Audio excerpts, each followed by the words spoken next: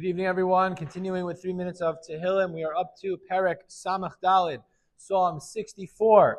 So, as we've been pretty familiar with David HaMelech the last 15 or 20 prakim, talking about enemies trying to destroy him and being salvaged and saved by Hashem. So this is not anything that different in terms of the initial sense that we get from the Perek, although there are different Mefarshim explaining different enemies that David had. So usually we have the usual cast of characters. So we have the Malbim telling us he's talking about Doeg, our old friend Doeg, that he's trying to destroy him.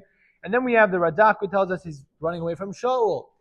That we are familiar with. But there's a very interesting comment of Rashi in Tehillim over here, right at the beginning of the Perek, and he tells us that the Baale Agados Tehillim, those who are the experts of deriving homiletical and different things in the Midrashim from the Tehillim.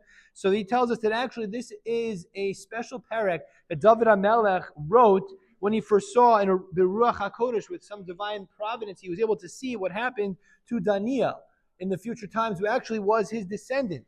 Now, what was the story with Daniel? And he says that this is a beautiful explanation of the Psukim. Everything fits very nicely. A few references, as you'll see in a second, in the Perek itself, sound very much like this story with Daniel. So what is the story with Daniel?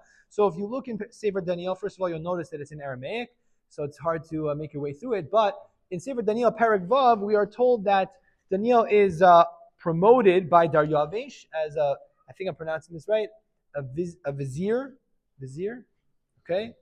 Something, that's what Art Scroll says. I don't really know what it is, but he's some sort of counsel, some sort of advisor to Daryavish. And as usual, we get a promotion, people get jealous, and other advisors are like, "What about me? I didn't get the promotion. Daniel, he's not such a great guy. Let's knock him off." So they try to knock him off. The thing is, Daniel is a really great citizen. He's very loyal to the king. There's nothing they can find that he did anything wrong. So they try to petition to the king to make a new law that you can't pray to any entity other than the king himself. And obviously, Daniel, as a religious man, is not going to be following that law. So as we are told in Perek Vav, Pasuk Yud Aleph, Daniel finds out about this. Daniel k'di yoda di rishim kisava al levese. So he found out this was written in an edict was written, and he goes to his house. The kavin pesichon le be'alisei, and he opens up the windows in his upper level. And Neged Yerushalayim, this is the first time we see explicitly in Tanakh this idea that davening towards Yerushalayim.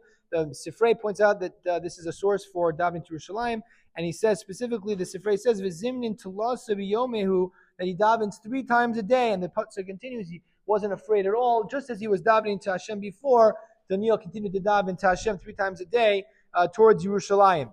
So as we can look in the psukim just very quickly, some of the psukim they jump out at me. So it says here, Yach besu olos. They sought out some sort of pretext to try to get him, right?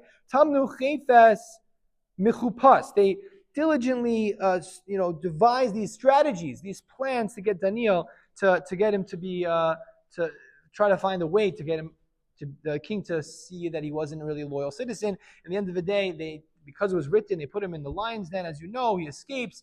But the point is that Daniel had no fear. He had no qualms about davening to God. He wasn't afraid. The king says this, the king says that. I'm going to pray to Hashem. Let's ask ourselves, would we be in that situation? Would we have the gumption? Would we have the chutzpah to go and to say Hashem is the king of all kings? And what do I have to care about what this person says or that person says? That's something we can think about ourselves.